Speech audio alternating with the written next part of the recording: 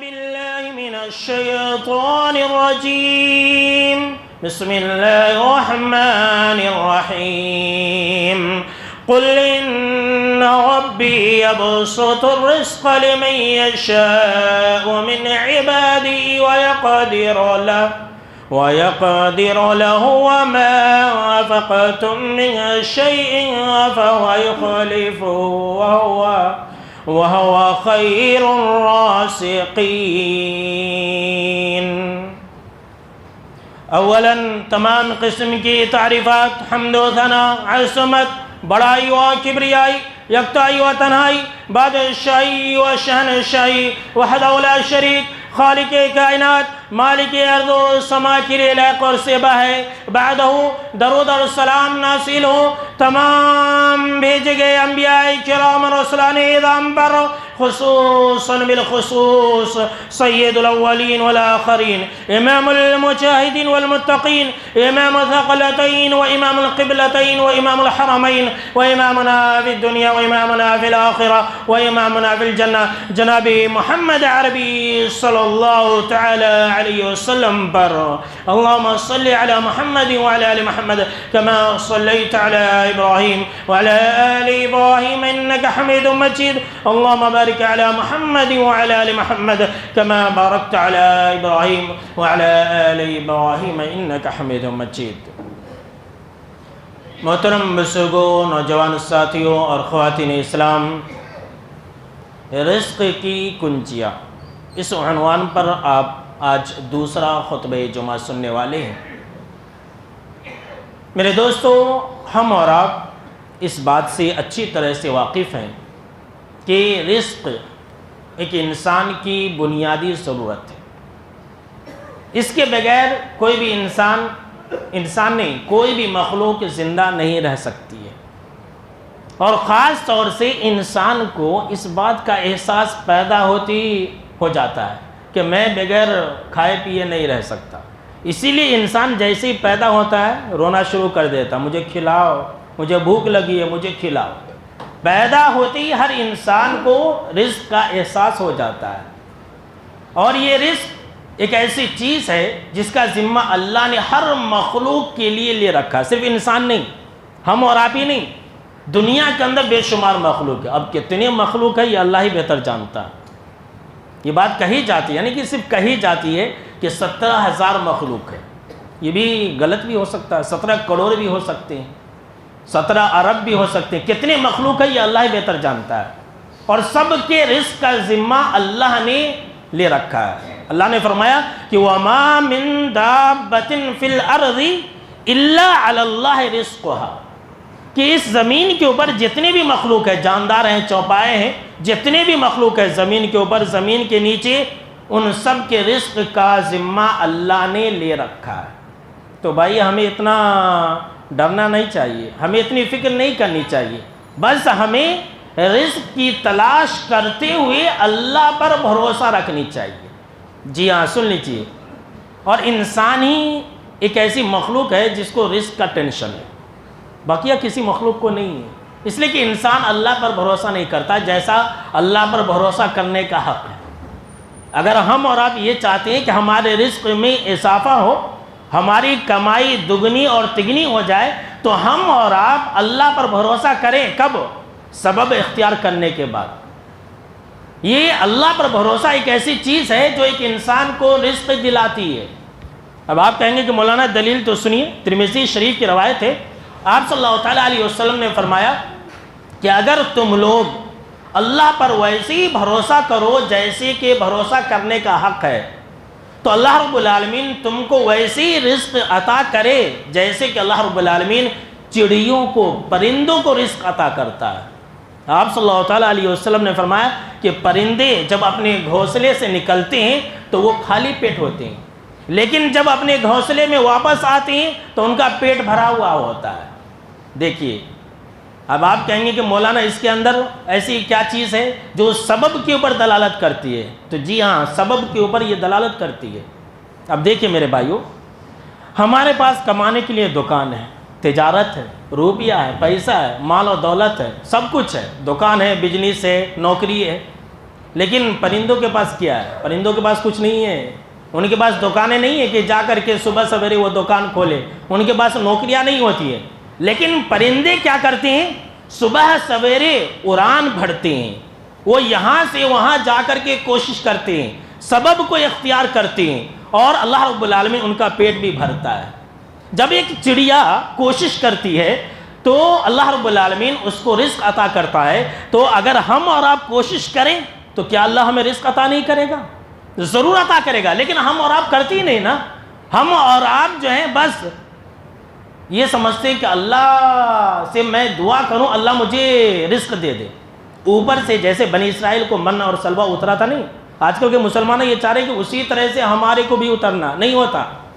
یہ سبب والی جگہ ہے، یہ دنیا کیا ہے؟ سبب والی جگہ ہے، یہاں آپ کو اسباب اختیار کرنے پڑیں گے۔ ذرا سوچئے کہ اگر چڑیے اپنے گھونسلے میں رہ جائے اور باہر نہ نکلے تو کیا ان کو اللہ رزق دے گا؟ کیا ان کا پیٹ بھر جائے گا؟ نہیں، وہ نکلتے ہیں، پر مارتے ہیں، یہاں سے وہاں جاتے ہیں، تب جا کر کے ان کا پیٹ بھرتا ہے۔ تو ہم کو اور آپ کو بھی کوشش کرنی پڑے گی، سستی اور کاہلی سے کام نہیں چلے گا۔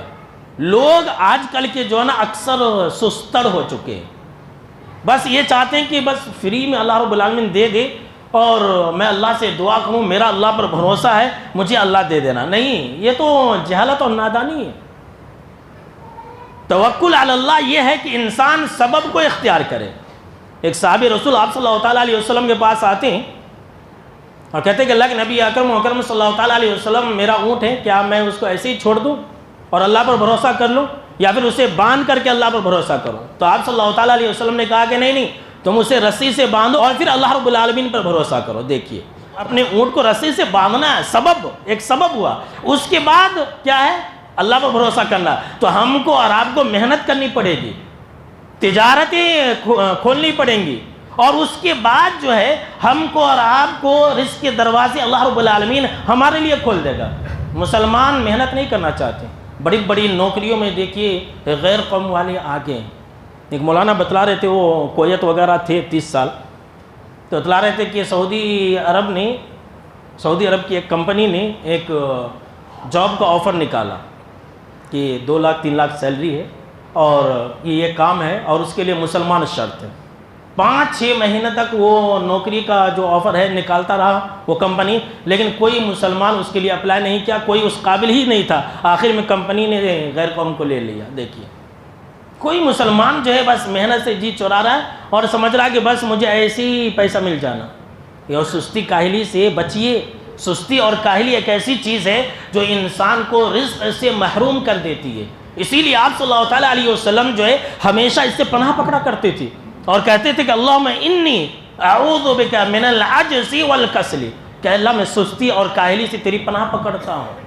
اور آپ صلی اللہ علیہ وسلم نے یہاں تک حکم دیا کہ احرص علی ما ینفعک، کہ دیکھو تم کوشش کرو، حرکت میں رہو، جو چیز تم کو فائدہ پہنچا سکتی ہے اس کے در پہ رہو، کوشش کرتے رہا کرو۔ واستعین باللہ، اللہ سے مدد طلب کرتے رہا کرو۔ ولا تعجز، اور سست اور کاہلی بن کر نہ بیٹھو، نہیں میرے ہاتھ سے نہیں ہوگا، میں نہیں کر سکتا، انگ وزن والے نہ بن جاؤ۔ آج کل لوگ ایسے ہی، کتنے ایسے لوگ، ایک بھائی بتلا رہے تھے کہ مولانا کچھ لوگ ایسے ہیں محنت نہیں کرتے، کام کاج نہیں کرتے، بس ہلٹیاں مارتے رہتے یہاں وہاں۔ اب کون تو پیسہ والا دکھا تو بولتے کہتے اللہ تو اسے پیسہ اتنا دیا، مجھے کاہے کو نہیں دیا؟ یہ لوگا کیسے، یعنی ان بولتا کہتے لوگا کیسے، ان ذرا ہم نہ دیا تو نہیں کیا، خالی اپنے کھاتا، یہ لیجئے۔ ایسے لوگ بھی دوسروں کو دیکھ کر کے یہ آرزو کرتے ہیں، بھائی وہ انسان جس طرح سے کما رہا تم بھی کما، محنت کرو، محنت کرو، اللہ رب العالمین دے گا۔ اور ہمارے ہاں تو بہت ہی مشہور ہے کہ حرکت میں برکت ہے، حرکت کرو برکت ہوگی۔ تو مسلمان حرکت نہیں کرتے، سوچتے کہ ایسی برکت ہو جائے۔ نہیں میرے بھائیوں، اگر ہم اور آپ یہ چاہتے ہیں کہ اللہ ہم کو ہمارے رزق میں اضافہ کرے تو ہم کو اور آپ کو محنت کرنی پڑے گی، اور محنت کے ساتھ ساتھ ہم کو اور آپ کو اللہ رب العالمین پر بھروسہ کرنی پڑے گی، تب جا کر کے اللہ رب العالمین ہم کو آپ کو رزق سے نوازے گا۔ خالی پیلی چپکے بیٹھے رہنے سے، یہاں وہاں ہلٹیاں مارنے سے، پڑھائی کے وقت میں یہاں سے وہاں سے گھومنے پھرنے سے انسان کو نوکری نہیں ملتی ہے میرے بھائیوں۔ یہ محنت کا دور ہے، اور خود آپ صلی اللہ علیہ وسلم نے ہمیں یہ تعلیم دی ہے کہ سبق سیکھنا تو سیکھو، چڑیوں سے سیکھو۔ کہ دن بھر گھر سے باہر اور رات میں ان کا پیٹ بھرا ہوا، تو ہم ہر وقت گھر کے اندر رہیں گے اور ہمارا پیٹ بھر جائے تو نہیں ہوگا میرے بھائیوں۔ اگر ہم اور آپ یہ چاہتے ہیں کہ ہمارے رزق میں اضافہ ہو اور اللہ رب العالمین ہم کو مالدار اور غنی کر دے، تو استغفار کو لازم پکڑیے۔ جی ہاں میرے بھائیوں، یہ استغفار ایسی چیز ہے جو ایک انسان کے رزق میں اضافہ کرتی ہے۔ استغفار کا مطلب یہ ہوا کہ اپنے گناہوں کی بخشش طلب کرنا، اے اللہ مجھے معاف فرما دے۔ لوگا کیسے ہیں؟ میں کون سا گناہ کیا جو اللہ سے معافی مانگنا؟ میں کیا بھی گناہ ہی نہیں کیا۔ یہ آج کا انسان بول رہا ہے، جو ہر وقت گناہوں کے اندر ڈوبا ہوا وہ انسان کہہ رہا ہے میں کون سا گناہ کیا جو میں استغفار کروں، اللہ سے معافی مانگوں، میں کیا بھی گناہ ہی نہیں کرتا۔ بھئی انسان کا نام ہی ہے گناہوں کا مجسم، گناہوں کا پتلا۔ یہ تو انسان کی بات ہے۔ ہمارے نبی اکرم و مکرم صلی اللہ تعالیٰ علیہ وسلم تو ایک مجلس میں، دن کی بات میں نہیں کر رہا ہوں، وہ بھی ہے، لیکن میں ایک مجلس کی بات کر رہا ہوں، ایک مجلس میں 100 مرتبہ سے زیادہ استغفار کیا کرتے تھے۔ اللہ اکبر۔ یہ استغفار ایسی چیز ہے جو آپ کو مالدار کر سکتی ہے۔ اللہ نے قرآن مجید کے اندر فرمایا سورہ نوح کے اندر کہ فَقُلْتُ اسْتَغْفِرُوا رَبَّكُمْ إِنَّهُ كَانَ غَفَّارًا يُرْسِلِ السَّمَاءَ عَلَيْكُمْ مِدْرَارًا وَيُمْدِدْكُمْ بِأَمْوَالٍ وَبَنِينَ وَيَجْعَلْ لَكُمْ جَنَّاتٍ وَيَجْعَلْ لَكُمْ أَنْهَارًا۔ اللہ اکبر۔ کہ تم اپنے رب سے استغفار کرو، تم اپنے رب سے مغفرت طلب کرو، اللہ تمہیں مال دے گا۔ اللہ اکبر۔ اللہ تمہیں اولاد دے گا، مال اور دولت سے نوازے گا، تمہاری کمائی دگنی ہو جائے گی۔ یہ نسخہ کیمیا ہے، یاد رکھ لیجئے کہ اگر تم استغفار کرو گے تو اللہ تمہیں مالدار کر دے گا، اگر تم استغفار کرو گے تو اللہ تمہیں اولاد دے گا، وہ بھی بیٹا دے گا، بیٹی نہیں، بیٹا دے گا۔ چاہے خاص طور سے بیٹا کا ذکر ہے، اولاد دے گا، چاہے بیٹا ہو یا بیٹی۔ اور اللہ رب العالمین تمہارے لیے باغات دے گا، اللہ رب العالمین تمہارے لیے نہروں کو جاری کر دے گا۔ اللہ اکبر۔ یہ اللہ کا وعدہ ہے۔ ایک دوسری جگہ سورہ ہود کے اندر اللہ رب العالمین نے فرمایا کہ تم اپنے رب سے مغفرت طلب کرو، اگر تم اپنے رب سے مغفرت طلب کرو گے تو یمتعکم متاعا حسنا الی اجل مسمى، تو اللہ رب العالمین تمہیں ایک وقت مقررہ تک متاع حسن دیکھا، متاع حسن دے گا۔ یہ متاع حسن کیا؟ اللہ نے قرآن مجید کے اندر دنیا کو متاع الغرور کہا ہے، دھوکے کی جگہ ہے یہ، لیکن یہاں پر دیکھیں اس آیت کے اندر اللہ نے یہ کہا کہ اگر تم استغفار کرو گے اپنے رب سے تو اللہ رب العالمین تم کو متاع حسن دے گا ایک وقت مقررہ تک۔ یہ متاع حسن کیا ہے؟ ابن عباس رضی اللہ تعالیٰ عنہ اس کی تفسیر میں کہتے ہیں کہ متاع حسن سے مراد مال کی زیادتی ہے۔ اللہ رب العالمین تمہیں مال دے گا، اللہ رب العالمین تمہیں رزق سے نوازے گا۔ اللہ اکبر۔ دیکھیے اللہ نے ایک متاع الغرور جو دنیا دھوکے کی جگہ ہے اس کو صرف اور صرف استغفار کرنے کی وجہ سے متاع حسن کہہ دیا ہے۔ کتنی بابرکت چیز ہے۔ تو ہم اور آپ تو استغفار کرتے نہیں۔ حضرت عمر بن خطاب رضی اللہ تعالیٰ عنہ کے دور خلافت میں ایک مرتبہ سوکھا پڑ گیا، قحط سالی آ گئی، تو بارش طلب کرنے کے لیے وہ ممبر پر چڑھے، خطبہ دیے، اور یہی سورہ نوح کے جو آیتیں میں نے پڑھی فَقُلْتُ اسْتَغْفِرُوا رَبَّكُمْ إِنَّهُ كَانَ غَفَّارًا، یہ جو ہے 3-4 آیتیں پڑھی اور ممبر پر سے اتر گئے۔ لوگوں نے کہا کہ اے امیر المومنین، آپ نے تو بارش کی دعا ہی نہیں کی، بس کچھ آیتیں پڑھی اور ممبر پر سے اتر گئے۔ تو حضرت عمر بن خطاب رضی اللہ تعالیٰ عنہ نے کہا کہ میں نے بارش کو اس چیز کے ذریعے طلب کیا ہے جس چیز کے ذریعے بارش ہوتی ہے۔ اللہ اکبر۔ یعنی کہ میں نے استغفار کے ذریعے بارش کو طلب کیا، اور پھر انہوں نے یہی آیتیں پڑھی۔ اور امام حسن بصری رحمۃ اللہ علیہ کے بارے میں آتا ہے کہ وہ درس دے رہے تھے، ایک آدمی آیا اور کہا کہ میں بہت پریشان ہوں، تنگ حال ہوں۔ تو امام حسن بصری رحمۃ اللہ علیہ نے کہا استغفار کرو۔ اور ایک آدمی آیا، کہا کہ قحط سالی ہے، سوکھا پڑا ہے، بارش نہیں ہو رہی ہے، تو کہا کہ استغفار کرو۔ اور ایک آدمی آیا، کہا کہ مجھے اولاد نہیں ہو رہی ہے۔ سن لیجئے، ہمارے بہت سارے نوجوان ایسے ہیں جو اولاد کو لے کر بڑے پریشان رہتے ہیں۔ علاج و معالجہ کرا لیا، الحمدللہ وہ کرائیے، سبب تو اختیار کرنا ہی ہے نا، یہ تو دنیا کی جگہ ہے، لیکن سبب اختیار کرنے کے باوجود بھی ان کو اولاد نہیں ہو رہی ہے، گھبرانے کی بات نہیں، یہ نسخہ آج آپ یاد کر کے جائیے۔ کہتا کہ مجھے اولاد نہیں ہو رہی ہے، نہ ہی مجھے بیٹا ہے نہ ہی بیٹی ہے۔ کہا کہ بس استغفار کرو۔ چوتھا آدمی آتا کہتا میرا باغ جو ہے نا سوکھ گیا ہے، میرے باغ میں پھل ہی نہیں لگتے، پانی ہی نہیں ہے۔ تو چوتھے آدمی کو بھی امام حسن بصری رحمۃ اللہ علیہ کہتے ہیں کہ استغفار کرو۔ ان کا ایک شاگرد پوچھتا ہے کہ اے امام صاحب، 4 آدمی آئے، چاروں کے مسائل الگ الگ، ایک آدمی بارش کو لے کر پریشان ہے، ایک آدمی اپنے کھیت کو لے کر پریشان ہے، ایک آدمی اپنی روزی روٹی کو لے کر پریشان ہے، اور ایک آدمی کو اولاد نہیں، سب کو آپ نے استغفار کرنے کا حکم دیا ہے؟ کہا کہ ہاں، کیوں نہیں، میں نے اپنی طرف سے یہ بات نہیں کہی ہے، میں نے اپنی طرف سے یہ بات نہیں کہی ہے، میں نے تو اللہ کے فرمان کے روشنی میں یہ باتیں کہی ہے۔ اور پھر انہوں نے سورہ نوح کی یہی آیتیں تلاوت کی کہ تم استغفار کرو، اللہ رب العالمین تمہارے لیے موسلادھار بارشیں برسائے گا، یرسل السماء علیکم مدرارا ویمددکم باموال وبنین۔ کہا کہ اللہ کا وعدہ ہے کہ تم استغفار کرو، موسلادھار بارشیں ہوں گی، قحط سالی ختم ہو جائے گا، اللہ تمہارے مال میں بھی اضافہ کر دے گا، اللہ تمہیں اولاد بھی عطا کرے گا، اور اللہ تمہارے لیے نہروں کو بھی جاری کر دے گا، تمہیں باغات سے بھی نوازے گا۔ اللہ اکبر، دیکھ لیجیے، تینوں چاروں چیزوں کے لیے ایک ہی نسخہ ہے، یعنی کہ استغفار، یہ استغفار ہے یہ ایسی چیز۔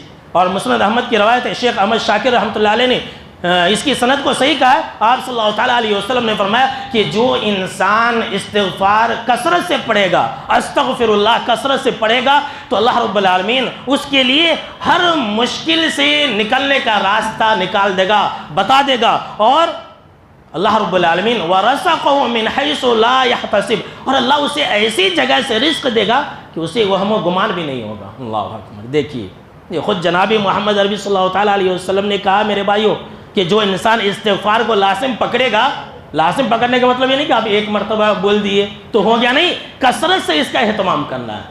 جو انسان زیادہ کثرت سے استغفار کو لازم پکڑے گا اس کے لیے رزق کی فراوانی ہے، یہ جناب محمد عربی صلی اللہ تعالیٰ علیہ وسلم کا وعدہ ہے، اور یہ اللہ کا وعدہ میرے بھائیوں۔ یہ تو دنیا کی بات ہے، اب اسی بات پر لگے ہاتھوں ایک آخرت کی بات بھی سن لیجیے۔ جناب محمد عربی صلی اللہ تعالیٰ علیہ وسلم نے فرمایا جس انسان کی یہ خواہش ہو کہ اس کا نام اعمال اسے خوش کر دے، نام اعمال ملے گا نا آخرت کے میدان میں، آپ صلی اللہ تعالیٰ علیہ وسلم نے فرمایا جس انسان کی یہ خواہش ہو، تمنا ہو، آرزو ہو کہ اس کا نام اعمال، اس کا رجسٹر اسے خوش کر دے، جب وہ دیکھے تو بہت خوش ہو، واہ واہ میرا کیا رزلٹ ہے، میرا کیا نام اعمال ہے، تو آپ صلی اللہ تعالیٰ علیہ وسلم نے فرمایا کہ وہ انسان استغفار کو لازم پکڑے، استغفار کرے، وہ انسان اپنے نام اعمال کو دیکھ کر کے خوش ہو جائے گا۔ گویا کہ استغفار ایک ایسی چیز ہے، دنیا بھی اس سے آباد اور آخرت بھی اس سے آباد۔ میرے دوستو، اگر ہم اور آپ یہ چاہتے ہیں نا کہ ہمارے رزق میں برکت ہو، ہماری کمائی ڈبل ہو جائے، ہمارا پیسہ ڈبل ہو جائے، تو ذرا کان کھول کر کے سنیے، ایک ایسا عمل بتانے جا رہا ہوں جس کو کرنے والے آج بہت کم ہیں، نہیں کرتے لوگ، اپنے ناک کا مسئلہ سمجھ لیتے ہیں، میں کروں گا، نہیں کریں گے۔ اب آپ کہیں گے مولانا ایسی کون سی چیز ہے جس کو لوگ نہیں کرتے؟ تو وہ ہے صلہ رحمی۔ صلہ رحمی کیجئے، صلہ رحمی کا مطلب اپنے رشتہ داروں کو جوڑیے، اپنے رشتہ داروں کو پہچانیے، اس کے ذریعے آپ کی کمائی میں برکت ہوگی۔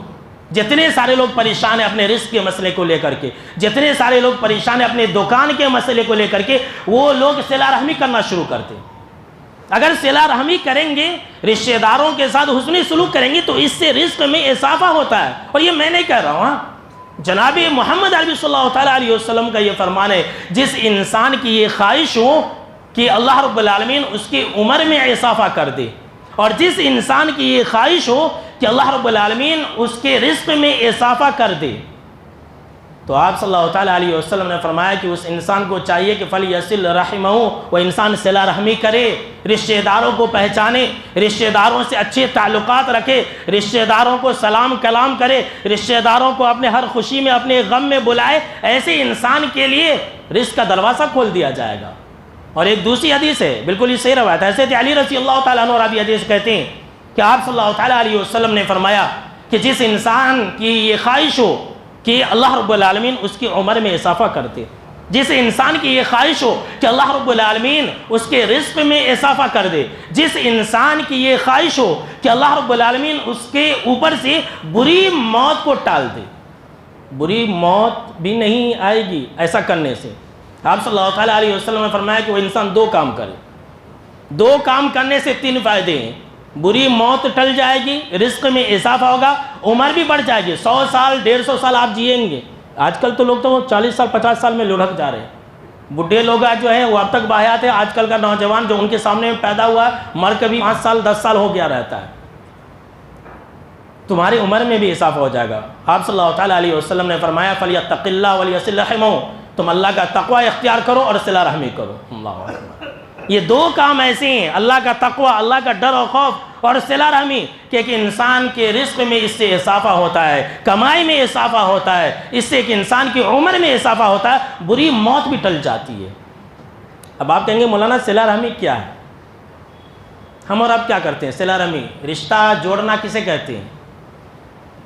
جو ہمارے سگے، ذرا غور سنیے، یہ حقیقت ہے، یہ ہو سکتا ہے کہ آپ کے دل کو ٹھیس پہنچے گی، مولانا کتنی حقیقت بیان کر دے، لیکن یہ حقیقت ہے، یہ آپ صلی اللہ تعالیٰ علیہ وسلم کا فرمان ہے۔ کوئی رشتہ دار ہے، اگر وہ ہماری مدد کرتا ہے تو ہم اس کی مدد کرتے ہیں۔ کوئی رشتہ دار ہے، اگر وہ ہمیں پیسہ دیتا ہے تو ہم اسے پیسہ دیتے ہیں۔ کوئی رشتہ دار ہے، اگر وہ اپنی شادی میں بلاتا ہے تو ہم بھی اپنی شادیوں میں اسے بلاتے ہیں۔ کوئی رشتہ دار ہے، اگر وہ ہمیں قرضہ دیتا ہے تو ہم بھی اسے قرضہ دیتے ہیں۔ کوئی رشتہ دار ہے، اگر ہم بیمار تھے، ہماری تیمارداری کو آیا تو اگر وہ بیمار ہوا تو ہم بھی اس کی تیمارداری کو جاتے ہیں۔ آپ صلی اللہ تعالیٰ علیہ وسلم نے فرمایا کہ یہ صلہ رحمی نہیں ہے، یہ رشتہ داری نبھانا نہیں ہے۔ جی ہاں، سن لیجئے، ہو سکتا ہے کہ آپ کو ذرا ٹھیس پہنچے گی، لیکن حقیقت ہے یہ، آپ صلی اللہ تعالیٰ علیہ وسلم کا فرمان ہے، یہ رشتہ داری نبھانا نہیں ہے، یہ تو بدلہ دینا ہے۔ آپ کے ساتھ اس نے اچھا کیا، آپ بھی اس کے ساتھ اچھا کر رہے، یہ رشتہ داری نبھانا نہیں ہے، یہ صلہ رحمی نہیں ہے۔ آپ صلی اللہ تعالیٰ علیہ وسلم نے فرمایا کہ صلہ رحمی یہ ہے، سنیے ذرا غور سے، رشتہ داری نبھانا یہ ہے کہ انسان کے ساتھ کوئی رشتہ دار اسے قطع تعلقی کرے، اسے رشتہ نہ جوڑے، لیکن پھر بھی وہ آگے بڑھ کر کے یہ رشتہ جوڑتا ہے۔ ایک رشتہ دار ہے، وہ اسے بات نہیں کرنا چاہتا، لیکن وہ بولتا ہے السلام علیکم بھیا، السلام علیکم آپا، کیسے ہیں؟ جو آگے بڑھ کر کے رشتہ جوڑتا ہے رشتہ توڑنے والے سے، تو آپ صلی اللہ تعالیٰ علیہ وسلم نے فرمایا یہ انسان رشتہ جوڑنے والا ہے۔ ہمارے اندر ہے ایسی ہمت، اسے اپنے بچے کو وصیت کرتے، دیکھ وہ تیری پھپھو ہے نہیں، وہ تیری خالہ ہے نہیں، وہ اپنے بچے کی شادی کری تھی تو ہم نے نہیں بلائے تھے، اسے بھی نہیں بلانا، میں مر کے جا رہا ہوں، میں وصیت کر کے جانا، اسے کبھی بھی اپنے سے نہیں ملانا۔ ایسے لوگ بولتے ہیں، اچھے خاصے لوگ اس میں بہت پیچھے ہیں۔ اور سن لیجئے، اگر کوئی انسان بدکار ہے، فاسق ہے، فاجر ہے، کافر ہے، اگر وہ صلہ رحمی کرے گا تو اللہ اسے مال دے گا۔ یہ میری بات نہ ہوئی، یہ جناب محمد عربی صلی اللہ تعالیٰ علیہ وسلم نے کہا ہے۔ ابن حبان کی صحیح روایت ہے، حضرت ابو بکر رضی اللہ تعالیٰ عنہ راوی حدیث سے کہتے ہیں کہ آپ صلی اللہ تعالیٰ علیہ وسلم فرمایا جتنے بھی نیک اعمال ہیں ان تمام نیک اعمال میں جس کا ثواب جلدی ملتا ہے وہ صلہ رحمی ہے۔ اگر کوئی گھر والے، کوئی خاندان والے برے ہوتے ہیں، بدکار ہوتے ہیں، فاسق ہوتے ہیں، فاجر ہوتے ہیں، لیکن اگر وہ صلہ رحمی کرتے ہیں تو اللہ ان کے مال میں اضافہ کر دیتا ہے۔ اللہ اکبر، یہ جناب محمد عربی صلی اللہ تعالیٰ علیہ وسلم کا فرمان ہے کہ اگر گھر والے بدکار ہیں، فاسق ہیں، فاجر ہیں، لیکن اگر وہ صلہ رحمی کرتے ہیں تو اللہ ان کے مال میں اضافہ کر دیتا ہے۔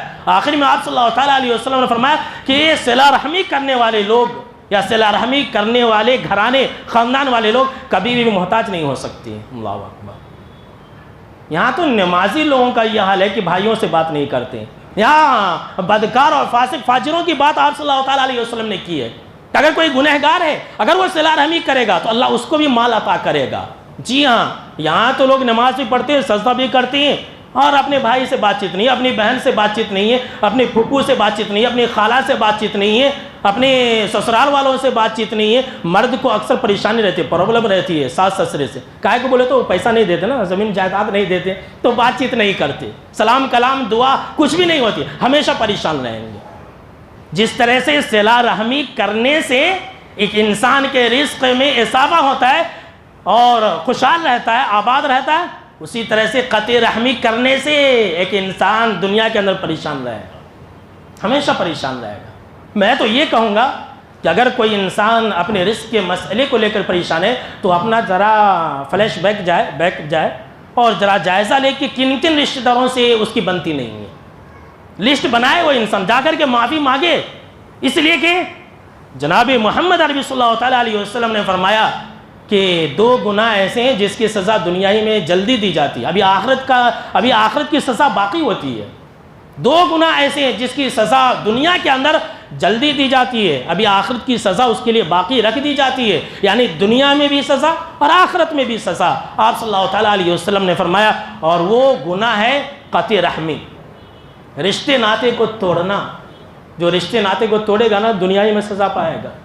اور دوسرا گناہ ہے ظلم و زیادتی، اور ایک دوسری روایت کے اندر ہے آپ صلی اللہ تعالیٰ علیہ وسلم نے فرمایا کہ دو گناہ ایسے ہیں جس کی سزا دنیا میں دی جاتی ہے، ایک ہے ظلم اور دوسرا ہے، نوجوانوں سن لو، جتنے بھی بڑے ہیں سب کے لیے، صرف نوجوانوں کے لیے نہیں، سب کے لیے ہے، وہ ہے ماں باپ کے ساتھ برا سلوک کرنا، ماں باپ کی نافرمانی کرنا، ماں باپ کو ستانا، ماں باپ کو تکلیف دینا، اپنی اچھا کھانا ماں باپ کو رلانا۔ جو انسان ماں باپ کو رلائے گا، رشتہ داروں کو رلائے گا، وہ انسان دنیا کے اندر ہی سزا پائے گا۔ اللہ کی پناہ۔ کہاں ہمارے اندر صلہ رحمی؟ صلہ رحمی یہ ہے کہ اگر کوئی رشتہ دار ہمیں اپنی شادی میں نہیں بلاتا تو ہم بھی بلائیں۔ صلہ رحمی یہ ہے کہ اگر ہم کسی رشتہ دار کے پاس گئے تھے کچھ مدد مانگنے کے لیے، اس نے مدد نہیں کی، اب ضرورت پڑا وہ ہمارے پاس آیا تو ہم اس کی مدد کر دیں۔ اسی بارے میں ایک پیاری سی حدیث سن لیجیے، مسلم شریف کی روایت ہے۔ حضرت ابو ہریرہ رضی اللہ تعالیٰ عنہ راوی حدیث سے کہتے ہیں کہ آپ صلی اللہ تعالیٰ علیہ وسلم کے پاس ایک صحابی رسول آئے اور کہا کہ اللہ کے نبی اکرم صلی اللہ تعالیٰ علیہ وسلم، میرے کچھ رشتہ دارہ ہیں، میرے کچھ سگے ہیں، وہ بڑے بدتمیز سگے ہیں، بڑے بدماش رشتہ دارہ ہیں، میں ان کے ساتھ، دیکھیں وہ صحابی رسول کہہ رہے ہیں کہ میں ان کے ساتھ اچھا سلوک کرتا ہوں، میرے ساتھ برا سلوک کرتے ہیں۔ یہ حدیث ہم سب کے لیے، ہم اور آپ ایسا ہی بولتے ہیں، نہیں مولانا میں اچھا ہوں، میں اس کے پاؤں بھی پکڑا تھا، پکڑے تھے کہ نہیں پکڑے تھے وہ اللہ ہی بہتر جانتا ہے، میں اس سے معافی مانگا تھا، رویا تھا، لیکن وہ میرے ساتھ ایسا نہیں کر۔ ہر انسان یہی بولتا ہے بھائی، جب ہر انسان یہی بولے گا تو پھر صلہ رحمی کون کرے گا؟ ہر انسان یہی بولتا ہے، بھائی غلطی کس کی ہے؟ پھر سنیے یہ حدیث اور عبرت پکڑیے اور اس پر عمل کریے۔ عمل کریں گے کہ نہیں کریں گے؟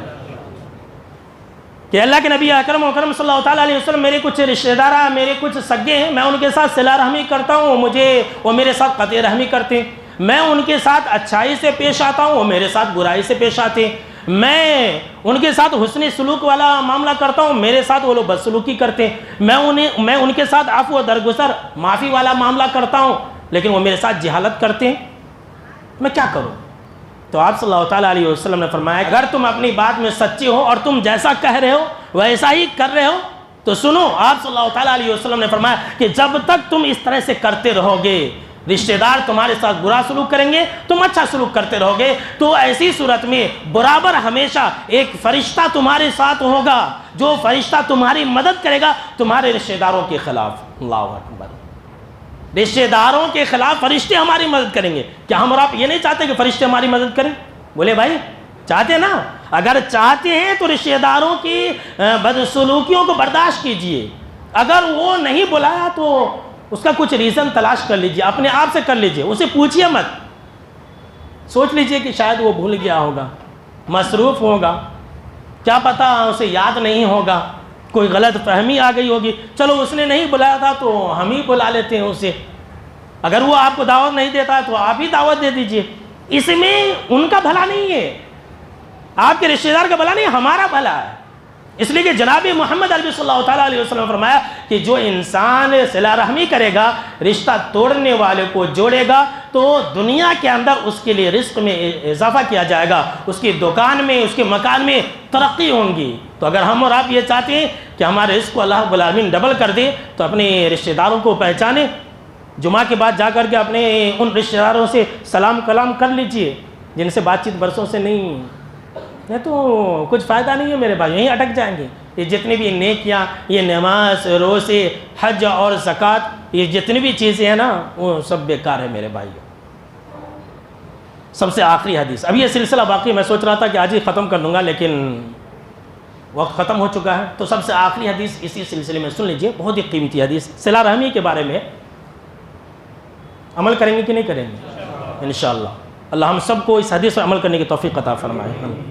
حضرت ابو ذر رضی اللہ تعالیٰ عنہ راوی حدیث سے کہتے ہیں کہ آپ صلی اللہ تعالیٰ علیہ وسلم نے مجھے وصیت کی، کہا کہ میں تجھے کچھ باتوں کی وصیت کر رہا ہوں، اس پر ہمیشہ عمل کرنا۔ کریں گے انشاءاللہ، یہ آپ صلی اللہ تعالیٰ علیہ وسلم کی وصیت ہے۔ حضرت ابو ذر رضی اللہ تعالیٰ عنہ کہتے ہیں کہ آپ صلی اللہ تعالیٰ علیہ وسلم نے مجھے یہ وصیت کی کہ دیکھو تم ہمیشہ دنیا کے اندر اپنے سے کمتر لوگوں کی طرف دیکھنا، اور دنیا کے اندر جو تم سے زیادہ رتبے والے ہیں ان کی طرف کبھی نہ دیکھنا۔ اللہ اکبر۔ آج ہماری ساری پریشانیوں کی جڑ اور بنیاد یہی ہے کہ ہم اور آپ جو ہے اپنے سے اوپر ہمیشہ لوگوں کو دیکھتے ہیں. ہم اور آپ الحمدللہ اچھا کما رہے ہیں, 1000 روپیہ ڈیلی کما رہے ہیں, روتے ہیں اے اللہ میں کیا بھی نہیں کما رہا ہوں, میرا وہ ساتھی ہے 2000 روپیہ کما رہا ہے. بھائی 2000 جو انسان کما رہا ہے آپ اس کی طرف کیوں دیکھتے ہیں؟ آپ اس کی طرف دیکھیں جو روزانہ 500 روپیہ کماتا ہے, اس کی طرف دیکھیں. یہ آپ صلی اللہ تعالیٰ علیہ وسلم کا فرمان ہے. جو انسان دنیا کے اندر اپنے سے اوپر والے انسان کی طرف دیکھے گا ناشکرہ بن جائے گا, اللہ کے بارے میں شکوے اور شکایت کرے گا. اور جو انسان دنیا کے اندر اپنے سے نیچے والے لوگوں کی طرف دیکھے گا وہ انسان اللہ کا شکر گزار بندہ بن جائے گا, وہ اللہ کا شکر بجا لائے گا. اے اللہ تیرا لاکھ لاکھ شکر ہے کہ تو نے مجھے اچھا رکھا, وہ تو 500 ہی کماتا, میں تو 1000 کماتا ہوں. یہ آپ صلی اللہ تعالیٰ علیہ وسلم کی وصیت ہے کہ دنیا کے بارے میں ہم جو ہے اپنے سے نیچے والے انسان کی طرف دیکھیں, دین کے اندر نہیں. دین کے اندر ہم کو اور آپ کو اپنے سے اوپر والے کی طرف دیکھنا. لوگ الٹا کرتے ہیں, دنیا کے اندر اپنے سے اوپر والے کی طرف دیکھتے ہیں اور دین کے اندر اپنے سے نیچے والے کی طرف دیکھتے ہیں. چلیے بھائی نماز پڑھ لیجئے. مولانا کیا نماز پڑھیں گے, میں اس سے اچھا ہوں, وہ تو کیا کہتے ہیں کہ صرف رمضان میں آتا ہوں, میں تو جمعہ آتا ہوں. یہ لیجئے.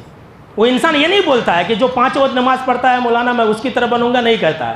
وہ ہمیشہ اپنے سے کیا کرتا ہے, نیچے والے کی طرف دیکھتا ہے. تو دنیا کے اندر ہم کو اور آپ کو ہمیشہ اپنے سے نیچے کی طرف دیکھنا ہے اور دین کے اندر ہم کو اور آپ کو ہمیشہ اپنے سے اوپر والے کی طرف دیکھنا ہے. دوسری وصیت آپ صلی اللہ تعالیٰ علیہ وسلم نے فرمایا کہ اے ابو ذر ایک بات یاد رکھنا, مسکینوں سے محبت رکھنا, ان کو اپنے قریب رکھنا. اس بارے میں آپ حدیث سنیں گے اگلے خطبہ جمعہ کے اندر. مسکین سے محبت کرنے کا فائدہ کیا ہے؟ کہا کہ تم مسکینوں سے محبت کرنا, غریبوں سے محبت کرنا اور ان کو اپنے قریب رکھنا. تیسری وصیت اور نصیحت آپ صلی اللہ تعالیٰ علیہ وسلم نے یہ کی کہ اے ابو ذر اپنے رشتہ داروں کو پہچاننا, اپنے رشتہ داروں کے ساتھ صلہ رحمی کرنا, ان سے قطع رحمی کبھی نہ کرنا. اللہ اکبر. یہ وصیت ہے کہ ہم اور آپ جو ہے اپنے رشتہ داروں کے ساتھ صلہ رحمی کریں. کیوں؟ جو انسان صلہ رحمی کرے گا جنت میں جائے گا, جو انسان قطع رحمی کرے گا جہنم کے اندر جائے گا. سب نیکیاں اس کے برباد ہے. یہ حدیثوں کے اندر ہے. کہا کہ اے ابو ذر صلہ رحمی کرنا, اپنے رشتہ داروں کو پہچاننا, اپنے رشتہ داروں کے ساتھ کبھی بھی قطع رحمی نہ کرنا. چوتھی نصیحت آپ صلی اللہ تعالیٰ علیہ وسلم نے یہ کی کہ اے ابو ذر تم حق بات کہنا اگرچہ وہ کڑوی ہی کیوں نہ ہو, حق بات کہنا. اور پانچویں نصیحت اور وصیت آپ صلی اللہ تعالیٰ علیہ وسلم نے یہ کی کہ اللہ کے معاملے میں, دین کے معاملے میں, اللہ کے بارے میں کبھی کسی سے ڈرنا نہیں, کبھی کسی کا خوف نہیں کھانا, کبھی کسی ملامت کرنے والے کی ملامت سے نہیں ڈرنا کہ اگر میں یہ کہہ دوں گا تو لوگ کیا سوچیں گے, لوگ کیا بولیں گے, میں اگر یہ کہہ دیا وہ کہہ دیا تو لوگوں کو پسند نہیں آئے گی. آج کل لوگ بھی ایسے ہیں, دین کیسا سننا چاہتے ہیں, مولوی صاحب ان کی پسند کی باتیں بولنا. بہت اچھے مولوی صاحب, اتنے اچھے مولوی صاحب, اس سے بڑا عالم کوئی نہیں. ان کی مرضی کے خلاف کیا تو بول دیے تو ہو گیا, اس سے بڑا جاہل کوئی بھی نہیں. آج کل کے لوگ ایسے ہی. تو یہ دین کے اندر ایسا نہیں چلتا, کسی کی ملامت سے نہیں ڈرنا. یہ آپ صلی اللہ تعالیٰ علیہ وسلم کی نصیحت اور وصیت ہے کہ ابو ذر دین کے بارے میں, اللہ کے بارے میں کبھی کسی ملامت کرنے والے کی ملامت سے مت ڈرنا. اور چھٹی اور آخری وصیت آپ صلی اللہ تعالیٰ علیہ وسلم نے یہ کی کہ اے ابو ذر تم ہمیشہ لا حول ولا قوت الا باللہ پڑھتے رہنا. پڑھیں گے کہ نہیں پڑھیں گے؟ اب لا حول ولا قوت الا باللہ پڑھنا شروع کر دیں گے, لوگ بولیں گے کیا رے, کیا تو گندی چیز دیکھ لیا گیا, کیا تو ناپاک چیز دیکھ لیا گیا. یہ مطلب کہ لوگوں کا تصور ہے کہ جب کوئی بری چیز دیکھتے بولتے لا حول ولا قوت الا باللہ, لا حول پڑھتے. یہ اللہ کا ذکر ہے بھائیو. یہ آپ صلی اللہ تعالیٰ علیہ وسلم نے کہا کہ تم کثرت سے لا حول ولا قوت الا باللہ پڑھتے رہنا. کیوں؟ اس لیے کہ آپ صلی اللہ تعالیٰ علیہ وسلم نے فرمایا یہ جنت کا ایک خزانہ ہے. اللہ اکبر. یہ جنت کے خزانوں میں سے ایک خزانہ ہے. اور ایک دوسری روایت کے اندر ہے کہ یہ عرش کے نیچے کا خزانہ ہے. سبحان اللہ. تو اس کو ہمیشہ پڑھیں گے انشاءاللہ. اب یہ سلسلہ باقی ہے. اگلے خطبہ جمعہ کے اندر ہم آپ کو رزق پانے کے لیے آسان دعائیں بتلائیں گے, آسان اذکار بتلائیں گے. اگر آپ اس دعا کو پڑھیں گے, وہ ذکر کریں گے, تو اللہ خود بولے گا جا میں نے تجھے رزق دیا. اللہ اکبر. یہ اللہ کا وعدہ ہے. آپ دعا پڑھیں گے, اللہ آپ کے لیے وعدہ کرے گا کہ جا میں نے تجھے رزق دیا. بہت بہترین دعا ہے اور آسان دعا ہے. تو اس کو جاننے کے لیے اور سننے کے لیے اگلے خطبہ جمعہ کا انتظار کریں اور پہلے سے آ جائے. آخر میں اللہ رب العالمین سے دعا ہے کہ اللہ ہم سب کو ان باتوں پر عمل کرنے کے اللہ توفیق عطا فرمائے.